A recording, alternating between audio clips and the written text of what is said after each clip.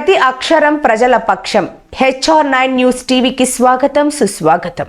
సత్యసాయి జిల్లా హిందూపురం పట్టణంలో రోజు రోజుకు ట్రాఫిక్ ఎక్కువ అవుతుంది.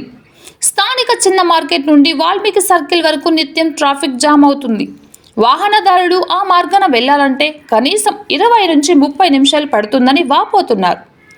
ట్రాఫిక్ ఎక్కువ అవుతూ ఉన్నా రోడ్డు మాత్రం చాలా ఇరుకుగా ఉండడం వాహనదారులకు చాలా ఇబ్బందిగా ఉందంటూ ప్రజలు ఆవేదన వ్యక్తం చేస్తున్నారు. రోజు రోజుకు ట్రాఫిక్ ఎక్కువ అవుతున్న తరుణంలో పాతబడిన ఇరుకు రోడ్లలో వెళ్లాలంటే భయం అవుతుందంటూ అక్కడి ప్రజలు ఆవేదన చెందుతున్నారు. బెంగళూరుకు వెళ్లే మార్గం కావడంతో నిత్యం ట్రాఫిక్తో ప్రజలు ఇబ్బంది పడుతున్నారు.